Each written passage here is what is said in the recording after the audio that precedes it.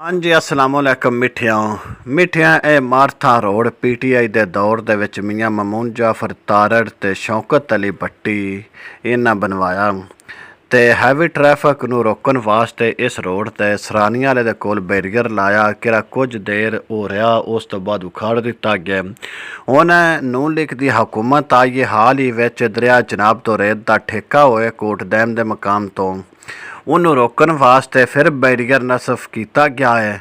ਹੁਣ ਵੇਖ ਰਹੇ ਹਾਂ ਕਿ ਬੈਰੀਅਰ ਕਿਸ ਤਰ੍ਹਾਂ ਦੇ ਰਹਿੰਦਾ ਕਿ ਕਿਹੜਾ ਮਾਫੀਆ ਇਸ ਨੂੰ ਪੱਟਦਾ ਹੈ ਜਾਂ ਰੇਤ ਮਾਫੀਆ ਇਸ ਨੂੰ ਪੱਟਦਾ ਹੈ ਜਾਂ ਪਿੰਡਾਂ ਨੇ ਪੱਟਦੇ ਹੁਣ ਇਹ ਬੈਰੀਅਰ ਹੈ ਤਨਵੀਰ ਚੱਦੜ ਆਪਣੀ ਕਿਆਦਤ ਵਿੱਚ ਲਾਏ ਤੇ ਇਸ ਬੈਰੀਅਰ ਦੇ ਹਵਾਲੇ ਨਾਲ ਅਸੀਂ ਆਵਾਮ ਨਾਲ ਵੀ ਗੁਫ਼ਤਗੂ ਕਰਨੇ ਆ ਵੀ ਉਹ ਇਸ ਨੂੰ ਸਰਹੰਦੇ ਨੇ ਕਿ ਚੰਗਾ ਹੋਏ ਜਾਂ ਮੰਦਾ ਹੋਏ ਵੀ ਕੀ ਕਹਿੰਦੇ ਨੇ। अस्सलामुअलैकुम भाईजान। वालेकुम अस्सलाम। अच्छा भाईजान जरा मगर तुहाडे बैरियर लग्गा मारथा रोड ते ये बैरियर ठीक लग्गा या गलत लग्गा है? भाईजान ये बड़ा ठीक लग्गा है, बड़ी आवाम की हिफाजत हो गई है, रोड की हिफाजत हो गई, जान दा हिफाजत हो गई है, ये बड़ा काम होया। चौधरी तनवीर जेड़ा है जिंदाबाद उस काम में चंगा कीता है, उन ते दाद देने हैं।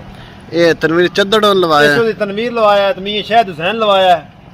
अच्छा सुने ते दरिया जनाब दा ठेका भी हो गया रेत दा वो डंपर भी इत्थों गुजरदे ने डंपर इत्थों गुजरदे तो उन्हें साडे रोड ते सत्यानाश मार छड़नी सी ते ये बैरियर लग गया, रोड बच गया, रोड की हिफाजत हो गई है। शुक्रिया गवर्नमेंट दा जिन्हें इजाजत दी है ये बैरियर लवाया। बुजुर्गो जरा मारथा रोड दे मगर तुहाडे बैरियर लग्गा है जी जी जी ये ठीक लग्गा या गलत लग्गा है? बहुत अच्छा लगा है, ये जानी नुकसाना जानवर बच गए, इंसान बच गए।